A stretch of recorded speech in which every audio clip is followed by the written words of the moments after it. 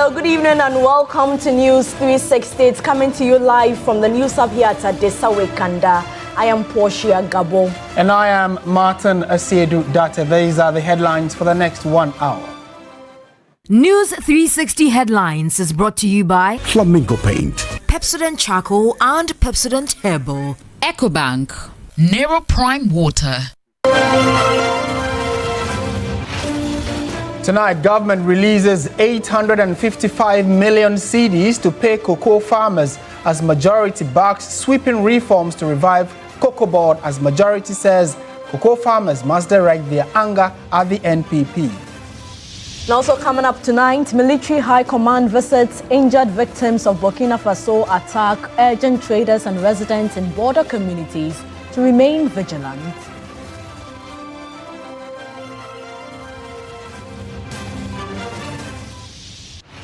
And later in the bulletin, Ghana Health Service to intensify training of health workers to improve cervical cancer screening, prevention and early detection to save women's lives nationwide.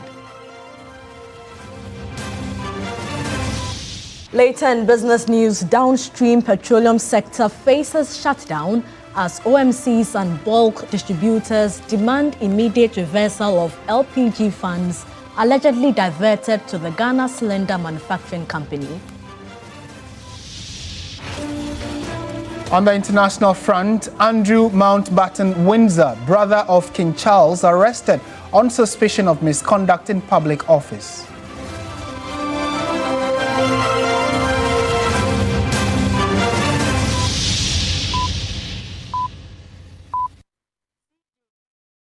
We're live around the world on 3news.com. We are also streaming on Facebook and on YouTube, and we always love to hear from you, so send your messages in. We begin from Parliament, where the majority has dismissed calls for a bailout for cocoa farmers amid a reduction of the prices of the commodity on the international markets. Chairman of the Finance Committee, Isaac Adongo, says government has released 854 million cedis to settle arrears owed to cocoa farmers following the recent payment crisis that left many producers unpaid for months despite delivering their produce to buying companies. Chairman of the Finance Committee, Isaac Adongo, defended the measures announced last week by Finance Minister, insisting they are necessary to restore financial stability and place COCOBOD back on a sustainable path. The government has released 855 million for the purposes of paying those outstanding obligations. But permit me to say, ladies and gentlemen, that we have decided to introduce a number of reforms. But those reforms that we are introducing are reforms that are long overdue. The cocoa sector has been under enormous strain over the years, and we have pretended to be servicing cocoa farmers, when in fact what we have done is to destroy the vehicle that we are using to support the cocoa farmers.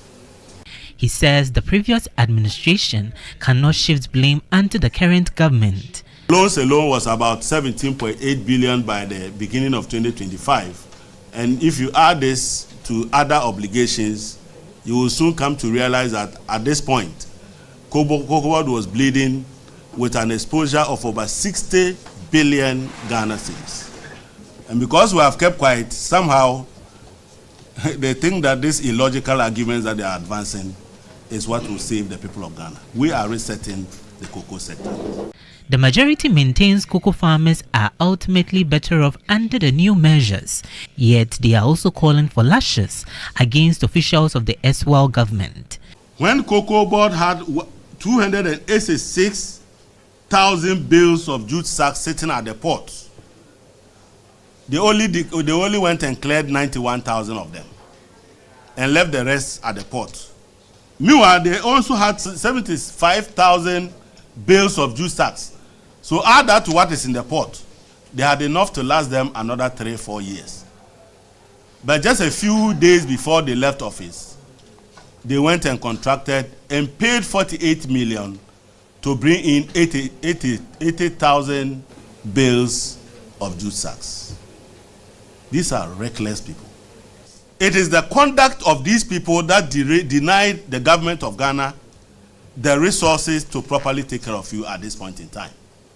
As part of government reforms, a new COCOBOD bill will be presented to Parliament to introduce an automatic adjustment of producer prices based on world market trend and exchange rate. The legislation guarantees farmers a minimum of 70% of the gross FOB price, ensuring protection against global price fluctuations. Also, COCOBOD's 4.35 billion Ghana cedis in road construction liabilities will be transferred to the Ministry of Road and Highways and the Ministry of Finance, relieving the board of non-core financial burdens. In a related development, organized labor says it will engage government and the management of COCOBOD over measures aimed at addressing ongoing challenges confronting the sector. Daniel Opoko, our labor correspondent, reports. Management and senior staff of the Ghana COCOBOD have taken a 10 and 20% pay cut in a move aimed at raising funds to support the struggling cocoa regulator. The decision, according to COCOBOD, is intended to mobilize about 40 million cedis over an 8-month period to help defray debts owed to suppliers and other stakeholders. Head of Public Affairs at COCOBOD, Sam Jerome, says the salary reduction is a necessary step to revive the operations of the board. We are looking at no less than 5,000 people. And out of these 5,000 people, the simple mathematics would give us no less than 5 million Ghana cedi savings. And we have just about 8 months. So if from now, February, March, April, May, June, July, August, September, we have about 8 months. So 5 million, 5 times 8, 40. So at the end of the period, tentatively, we should be saving about 40 million Ghana cedis, which is very huge or substantial. He further disclosed that management is considering a comprehensive audit of staff strength to improve efficiency. Already, he has called for an HR audit for him to ascertain whether the numbers put out there as being the total staff strength of COCOBOD, he can determine himself that, okay, yes, you said you have XYZ number. Okay, upon the HR audit, I see that this is the number. Okay, so if this is the number, let us now deal with the efficiency of each staff of COCOBOD, because there could be the possibility that people are being paid for no work. However, Deputy General Secretary of the General Agricultural Workers Union, GAWU, Dr. Pascal Kaba, argues that a pay cut alone may not be enough to resolve COCOBOD's challenges. He is calling for broader stakeholder engagement to develop sustainable solutions to the board's problems. There's need for there to be broader stakeholder consultation between the parties that have to do with government, COCOBOD itself, and the unions, in terms of looking at win-win solutions to resolve the issues. There are certain welfare issues, there are certain motivational issues, there are certain things which, when the three parties sit, we can see what are the cuts we can put in place, what are the measures we have to put in place to ensure efficiency but still reduce expenditure. Meanwhile, the Executive Secretary of the Civil and Local Government Staff Association, CLOCSAC Ghana, Isaac Bampuado, says organized labor will take up the matter with government and COCOBOD management to ensure lasting solutions are found. Has come about because we think there was nothing like institutional memory, and the attitude that you find now, if one person, he will clear everybody. That is what has caused these issues. To us, is that cocoa farmers are workers and they have rights. The CEO could have decided that, okay, I agree, I want my salary to be cut. What about the farmer? As he agreed, it's a matter for negotiation. And I think organized labor, this is an issue that organized labor should wake up. Meanwhile, some cocoa farmers in the Western North region have demonstrated in Sihwiyoso over the recently announced reduction in the producer price of cocoa. The farmers marched through the main streets of Sihwiyoso calling for immediate government intervention. They argue that the new price does not reflect the rising cost of farm input, transportation, and the general cost of living. Our concerns.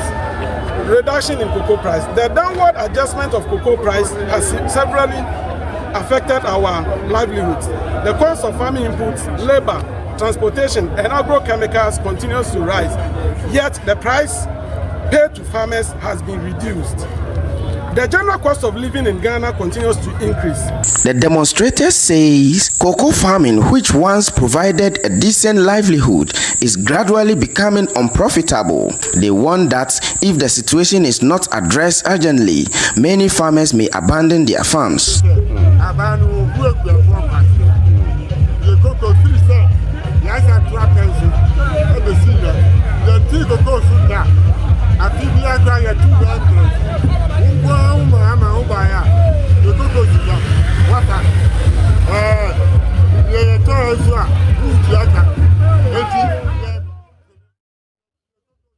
And away from the cocoa sector, a joint operation by the Customs Division of the Ghana Revenue Authority and the National Security has intercepted 12 out of 18 articulated trucks evading taxes valued in excess of 85 million cedis.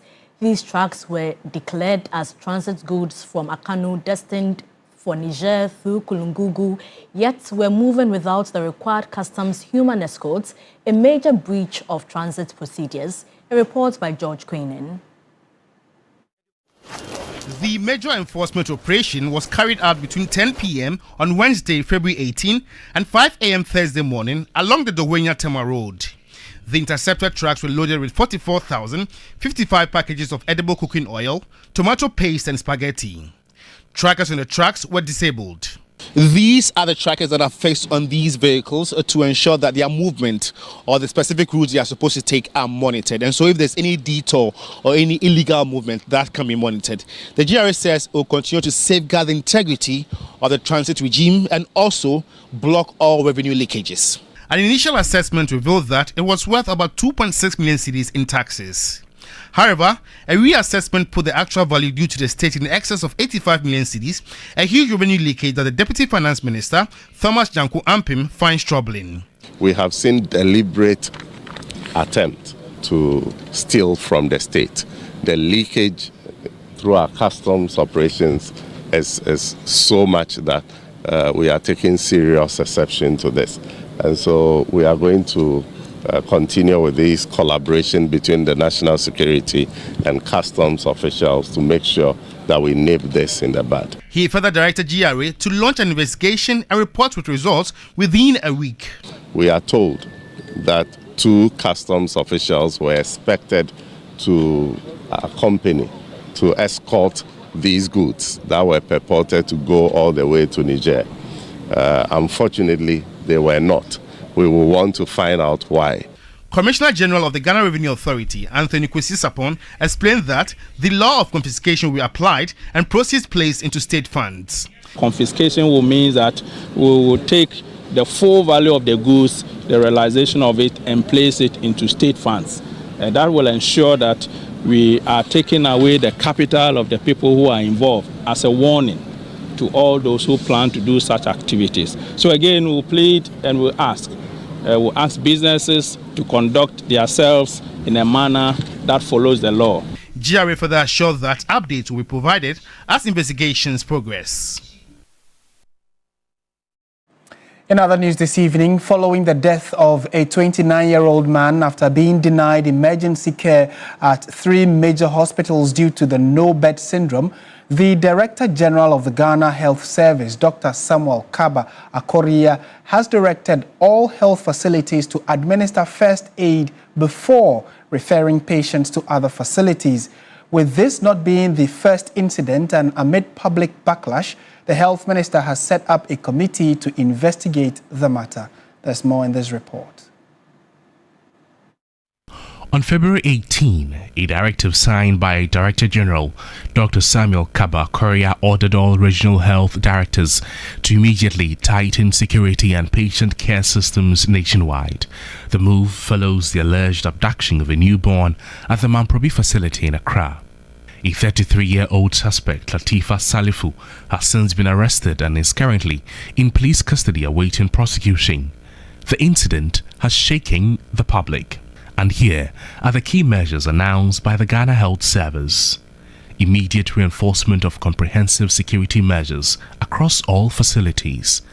mandatory wearing of uniforms and visible name tags by all staff at all times, dedicated and continuous staff presence in postnatal wards, a mandatory discharge verification system before any baby leaves a facility, upgrade and routine maintenance of CCTV surveillance systems, intensified staff training on security awareness and enhanced patient care standards. The Director General has specifically emphasized one critical point. Every hospital staff member must wear their uniform and visible name tag for easy identification. This is non-negotiable that all health facilities is just a reminder, we are reiterating it, should always all health workers should be in their uniform and name tags for easy identification. On paper, these measures sound robust, but the public debate is shifting toward enforcement and oversight. From a stolen newborn to a patient reportedly dying over the lack of a hospital bed. A 29-year-old man, Charles Emisa, reportedly died after being denied emergency care at 3 major hospitals in Accra over claims of no available beds. Emergency responders from the National Ambulance Service attended to the patient after a hit-and-run accident, but he was reportedly refused admission for nearly 3 hours before his condition worsened and he died.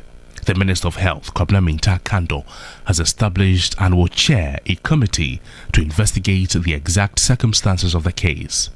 The probe, which began on Monday, February 16, is tasked with interviewing hospital administrators, emergency staff, ambulance personnel, and other stakeholders to determine whether the death was due to capacity issues, referral breakdowns, or protocol failures. Already we've given some directives. All hospitals should always, no matter the situation, receive the patient, give first aid, and be responsible to call the next facility for referral. The directives have been issued.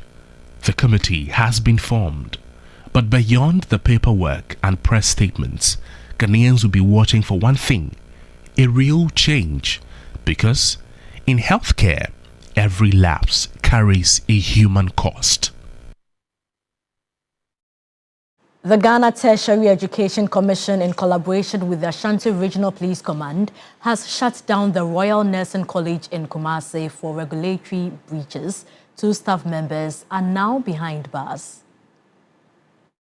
The exercise, which was carried out on Thursday, forms part of what authority described as a regulatory enforcement operation. According to JTEC, preliminary investigation uncovered multiple irregularities, including the running of unaccredited programs, non-compliance with approved tertiary education standards, and other administrative breaches. Police officers were deployed to secure the campus, while 2 management staff, including the wife of the founder, were taken to custody to assist with investigations. The Royal Nursing College has a student population of over 800. A level 300 general nursing student, Abdullah Rashid, described the incident as devastating. So they told us that to go home, they've closed the school, and they'll work on their possible best to repost us on different institutions so that we'll go and further our education. Right now, I have nothing to do. Where are you coming from? I'm coming from North, Upper East, Boku, at a community with younger. The Ghana Tertiary Education Commission has assured the public that investigations are ongoing and that measures will be outlined to safeguard the academic progress of affected students. The closure adds to growing concerns over unlicensed and non-compliant tertiary institutions operating within the country. Let's turn our attention to other stories now. And every year, women lose their lives to cervical cancer simply because it is detected too late. Yet, the disease is preventable and highly treatable when caught early. However, limited screening services and a shortage of trained health workers continue to stand in the way. Authorities say health workers must be equipped with the necessary skills and training to enable them tackle this public health crisis. Samuel Yeboah Adams reports. Cervical cancer is a major health issue in Ghana. It ranks as the second most common cancer among women, with about 3,000 new cases and 1,800 deaths recorded annually. However, limited screening services and the shortage of trained health workers continue to stand in the way of timely diagnosis. At the forefront of effort to change this narrative is Dr. Kofi Efa of the Catholic Hospital Cervical Cancer Prevention and Training Center. Dr. Kofi Efa is passionate about training health workers to help eliminate cervical cancer. Training in Ghana has traditionally been more theory-based. So we developed a practical approach to cervical cancer prevention, equipping people with not health workers, with not just knowledge, but also skills in cervical cancer prevention. We hope that women will not travel more than 5 kilometers to get access to cervical cancer prevention skills. The Director General of the Ghana Health Service, Professor Samuel Kaba Korea, during a visit to the Catholic Hospital Cervical Cancer Prevention and Training Center, reaffirmed the government commitment to replicating the training modules nationwide. We don't need to reinvent the wheel when somebody is already doing something so good within our country. So it's part of the reason to look towards a very successful free primary healthcare implementation with homegrown solutions that have come over the years, because he's been doing this for 9 years, and it's part of how to get to understand some of the intricacies and the challenges he's faced. So when we are rolling it out, it will not be a challenge. For the Executive Director of the Christian Health Association of Ghana, Dr. Peter Kwame Yeboah, training health workers to screen for cervical cancer is crucial to prevention efforts. Service provision is very important, but as well also the training and development of the next schedule of healthcare professionals is very important, including research and development. Last year, Ghana launched a nationwide human papillomavirus HPV vaccination campaign targeted at girls aged 9 to 14 years to provide life-saving protection against cervical cancer, encouraging parents to have their daughters vaccinated, improving screening services, and training more health workers are critical steps toward winning the fight against cervical cancer in Ghana. In more news tonight, the Military High Command has assured traders and residents along Ghana's border communities of its readiness to respond to any terrorist threats along the country's frontiers. The assurance comes in the wake of a recent attack near Ghana's northern border with Burkina Faso. Speaking to TV3 during a visit to the 37 military hospital where 3 surviving victims are receiving treatment, the High Command called for vigilance across border areas. The delegation included the Chief of the Defense Staff and the Chief of the Army Staff who interacted with the victims and medical personnel. The military leadership reaffirmed its commitment to safeguarding Ghana's territorial integrity and preventing any spillover of extremist activities from neighboring countries. Later, the Minister for Foreign Affairs and Regional Integration, Samuel Okudzeto-Ablakwa, arrived at the hospital alongside other government officials to express solidarity with the victims and assure them of government support. Speaking to TV3, the Military High Command reiterated its preparedness to combat any terrorist attack along Ghana's borders and urged citizens to promptly report suspicious activities to security agencies. Since the unfortunate incidents, on Tuesday, the Ghana Armed Forces was tasked to evacuate our colleagues, our brothers and sisters, and so Tuesday evening, we brought 3 of them from Burkina Faso. 2 are critically injured, and so they are currently receiving treatment at the 37 military hospital. And the Military High Command, led by Lieutenant General William Ejapong, that's the CDS, this morning, and the service chiefs deemed it appropriate to come and see the injured and check how they are doing, and also to give directives to the 37 Command to give their best so that our colleagues can heal and join us. 37 will give its best. Moreover, His Excellency the President has also come to assure them that everything required to give them the best treatment, he's ready to foot the bill. And even aside that, 37 is going to do its utmost best to ensure that our brother and sister recover from this unfortunate incident. Ghana shares borders with Burkina Faso, Togo, and Cote d'Ivoire. In recent years, extremist violence in parts of the Sahel region, particularly in Burkina Faso, has raised concerns about potential cross-border threats. Members of Parliament on Thursday traded jabs in a passionate debate over the attack on some Ghanaian traders in Burkina Faso that left 8 dead. NDC MP Samuel Atta Mills criticized the New Patriotic Party for sinking huge sums of money into the failed Pualugu irrigation dam, which was to cushion farmers for local production and lessen importation. The minority took offense and protested the remarks after an initial statement that called for parliamentary inquiry into the incident.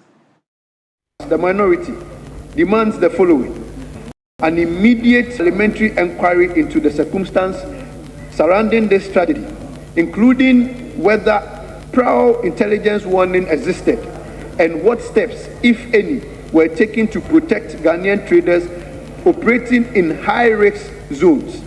2, full compensation and state support for the families of the deceased and the injured. Immediately, the president of Burkina Faso, General Ibrahim Traoré, became a special guest at the inauguration of President Mahama. And I'm not saying it. Security experts indicated, Mr. Speaker, that Ghanaians were going to become targets. And indeed, these traders, Mr. Speaker, let's ask ourselves the fundamental question. These traders are not combatants. These traders do not play any role in the conflict in Burkina Faso. Your former flag bearer, who is now your new flag bearer, went on TV and said the best thing he has ever done in the north was the Pualugu Dam.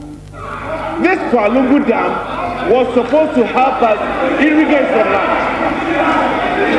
We spent $12 million US, and we don't have anything to show. If this dam has been built, we would have been able to grow our tomatoes up north. If the Pualugu multipurpose dam had been constructed, the women would not be going to Burkina Faso. When you take $12 million to do irrigation for them, do the irrigation. You don't chop the money. You chop the money and drove the women into Burkina Faso to buy tomatoes. And they went and died there. And you want to come and do politics in this chamber. The honorable member who is a majority leader is a lawyer. And he knows. I challenge him to come out with any evidence to suggest or point to a person who has abused any so-called man. Mr. Speaker, his party is in government. Where is their 24-hour economy? Where is the one job, 3 shifts? Sing it, Pualugu. Pualugu, yes. Again. In other news, Telcel Ghana Foundation, as part of ongoing efforts to bridge the gender gap in technology through its GSTEM initiative, has equipped and educated the La cluster of schools. The outreach brought together young female students who were introduced to the objectives of the program and its focus on building their capacity in science, technology, engineering, arts, and mathematics. Facilitators engaged the girls in practical sessions designed to spark their interest in digital skills and innovation, with emphasis on empowering the girl child to pursue opportunities in the technology space. We identify a number of topics which is already in the curriculum and then bring it to them in terms of the practicals. Director of External Affairs at Telcel Ghana, Mla Buami, says the initiative forms part of the Foundation's long-term strategy to nurture future female innovators and ensure sustained impact through the GSTEM initiative. For sustainability, of course, sustainability is so dear to the heart of Telcel in everything we do. One of the things we do, number one, is to have training of trainers in the communities that we work in. As we speak now, a number of teachers will be trained, and whilst today, the events end today, the teachers will be equipped to go back and also train the students in the same things we've started today. Some beneficiary students shared the excitement about the training, describing the sessions as eye-opening and impactful to their learning journey.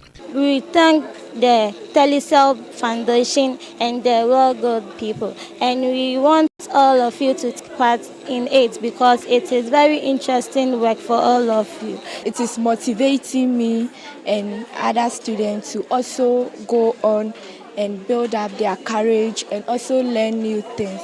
Head teacher of the La Cluster of Schools, James Asiama, welcomed the intervention, stating that the initiative has come at the right time.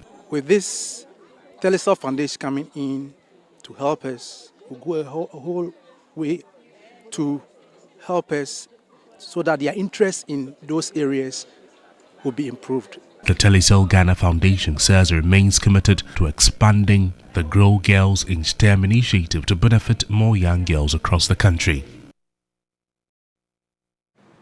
You're still watching News360 on TV3. We have business, sports and entertainment all coming up. Stay with us.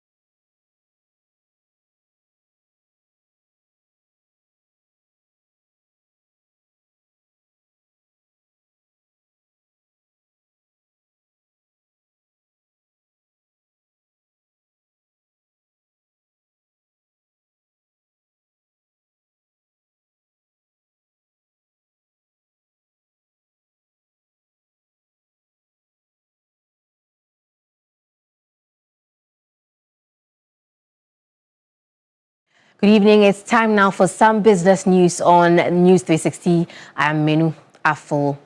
Ghana's downstream petroleum sector is on the brink of a shutdown after the Chamber of Oil Marketing Companies and the Chamber of Bulk Oil Distributors issued a joint ultimatum to government. The chambers are threatening industrial action over the alleged illegal diversion of LPG fund to the Ghana Cylinder Manufacturing Company. Demanding an immediate reversal, the chambers described the move as a flagrant breach of statutory mandate and a betrayal of public trust.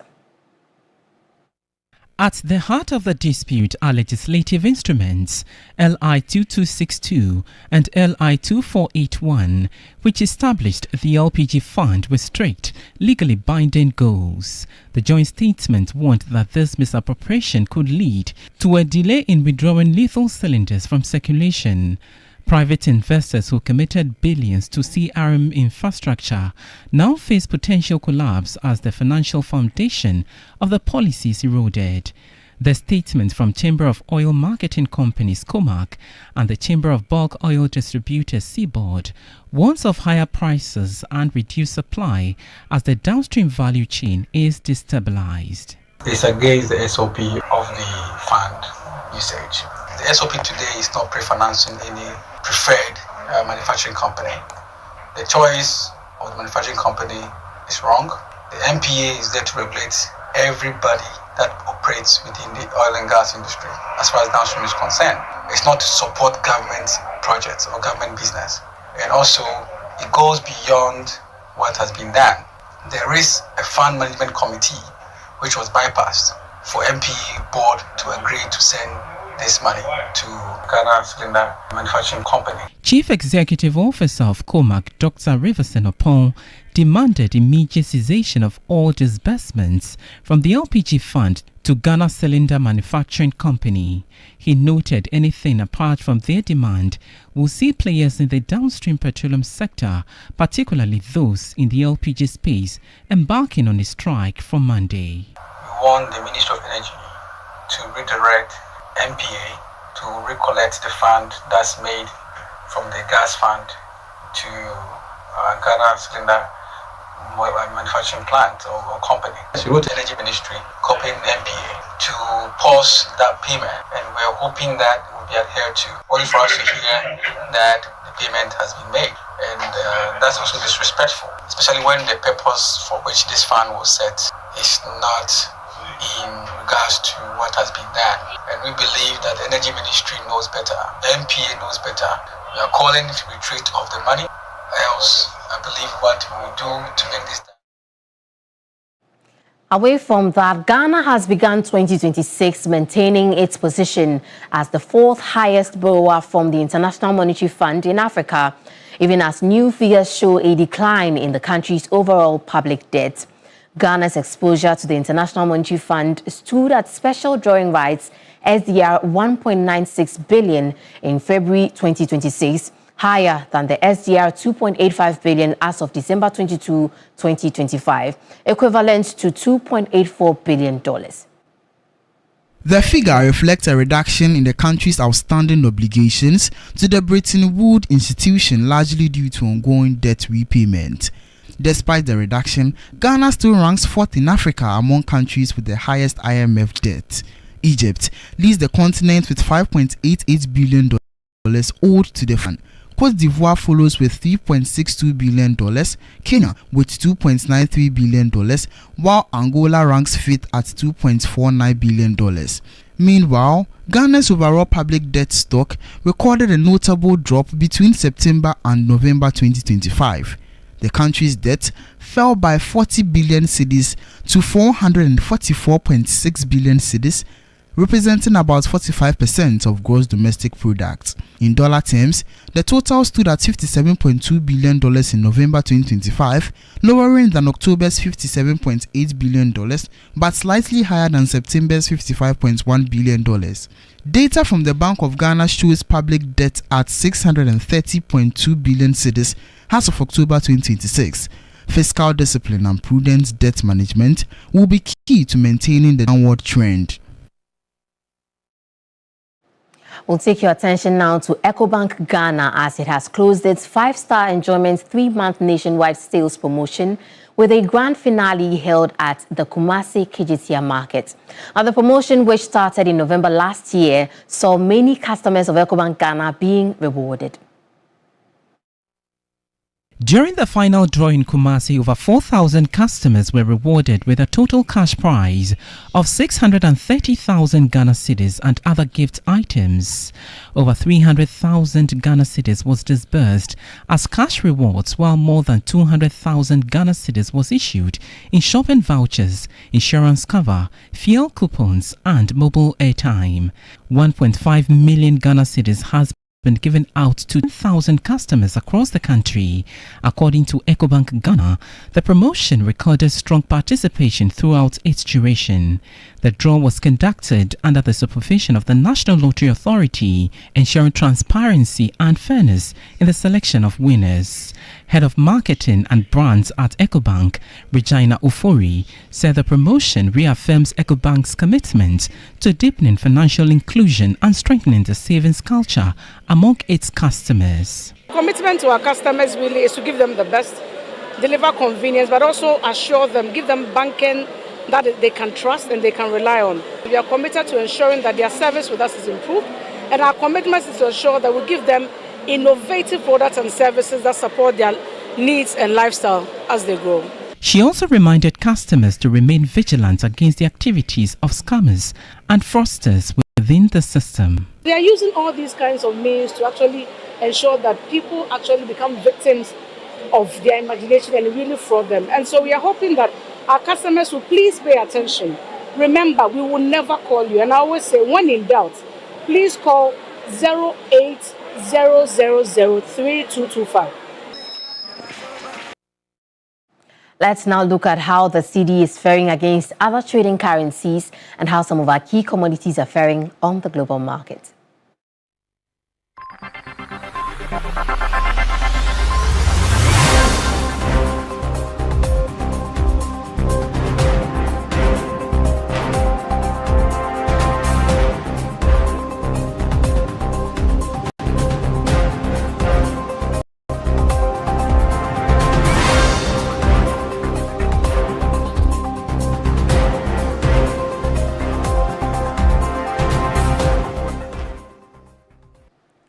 Well, that's how we wrap up the business segment tonight on News 360.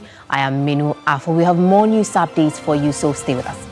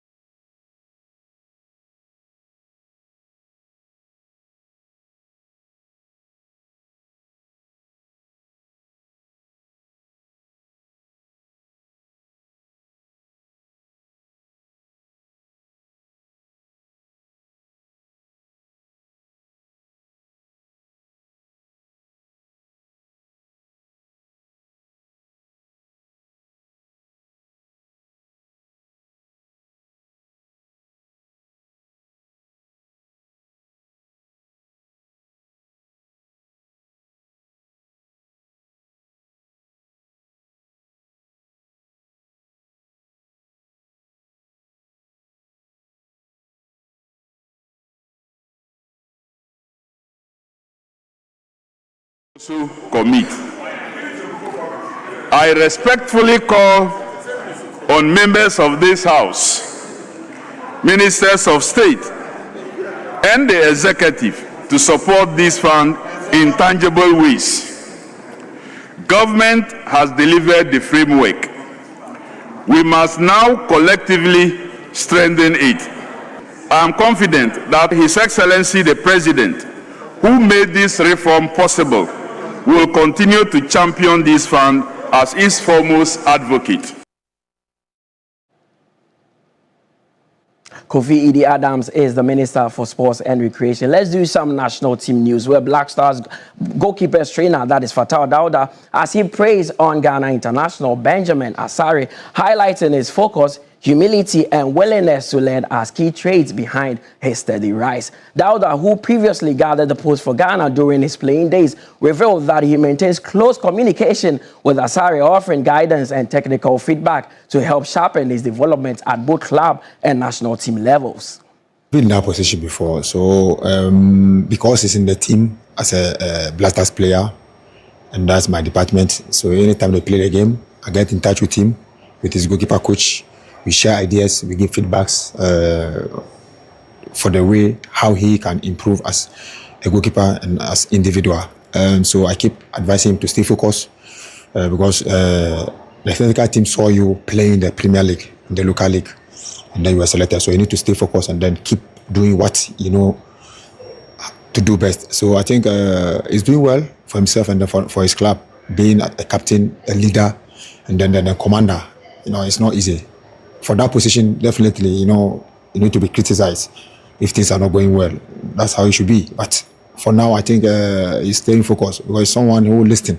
If you talk to me, listen. So he's a fast learner, he's coachable. So I'm happy for him. He's doing well for his club and for himself.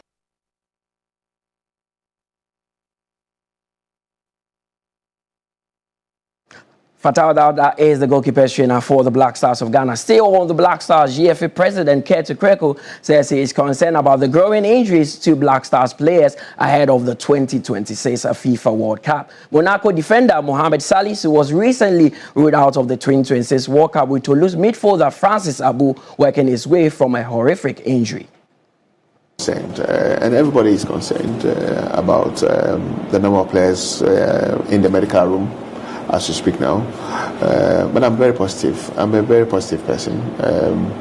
I always believe that everything and anything is possible, and our job is to work as much as we can. Our job is to pray as much as we can for the Almighty God to bless us, and we leave the rest to Him. I mean, we'll do our part, and we know that our part will be enough to make Ghana proud. That's all by way of sports here on News360. My name is Mutala Yakubu. Entertainment is next.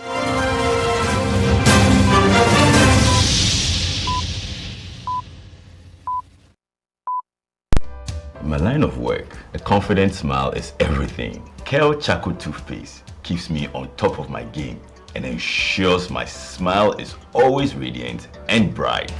With the tiring nature of my job, we spend several hours under the scorching sun.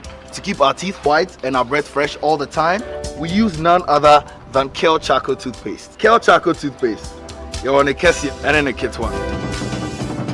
Samayo Kendini, who be here, Semetra Sapapadia to Amame Manfo. El Charcoal's natural ingredients, and a bomb is several buying, and manis swing, Nesansu Mama Hotos.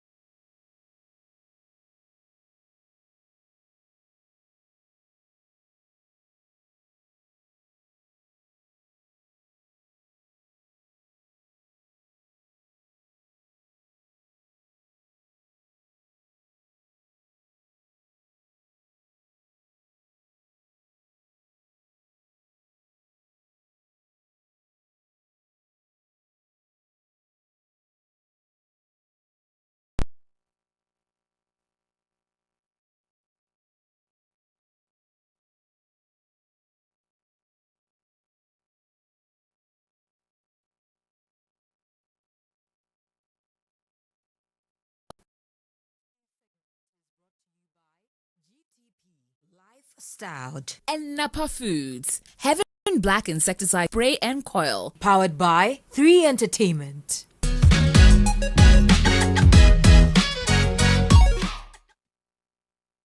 Hello and good evening. I'm Esiedua Afeni. It's time for some entertainment update. Ghanaian high life singer and songwriter COCOBOD Jr., born Gladstone Kwabna COCOBOD Jr., is urging fans to be intentional and thoughtful when choosing a life partner. Speaking on the afternoon show on TV3, the forever hitmaker stressed that marriage should be built on friendship, understanding, and only on deep knowledge to one another.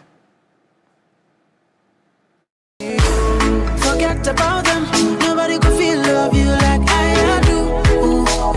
I do. On May 3, 2024, the award-winning musician tied the knot with his partner Theresa in a beautiful ceremony in Accra. Nearly 2 years after his wedding, COCOBOD says married life has been a fulfilling experience. Reflecting on his journey, the prolific singer emphasized the importance of truly knowing the person you intend to marry. So far it's been good. It's been good? Very, very good. Like I always say, so make sure you know whoever you're getting involved with before you do that. He further stressed the importance of friendship in marriage. And then you don't look at things as in today to get to know somebody. You think about tomorrow. You make sure you go for your best friend. In a nutshell, go for your best friend.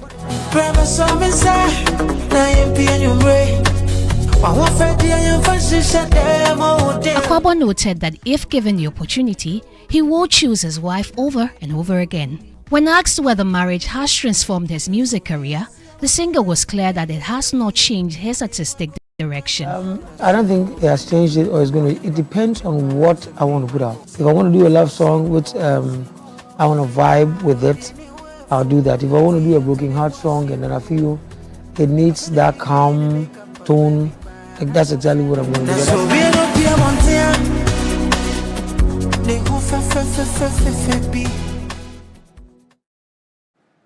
In more entertainment stories, legendary American gospel singer, songwriter, and worship leader Ron Kennedy will be laid to rest Friday, February 20, 2026, following his passing earlier this month.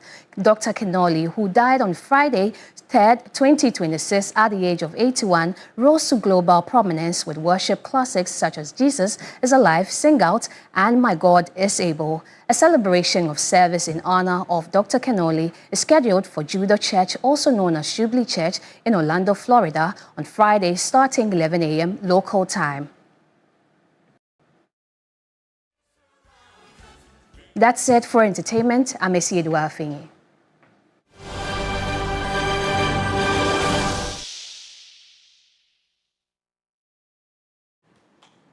And tonight in this segment, Andrew Mountbatten Windsor, brother of King Charles, has left a police station following his arrest this morning on suspicion of misconduct in public office.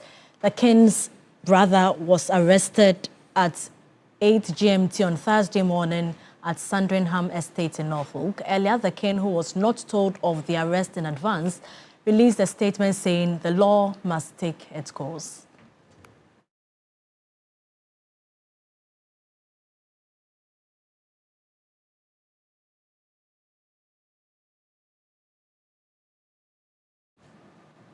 Thank you for watching News 360. It was live from our studio here at Adesawe Kanda in Accra. I am Martin Asiedu Date. And I am Portia Gabo. Good evening.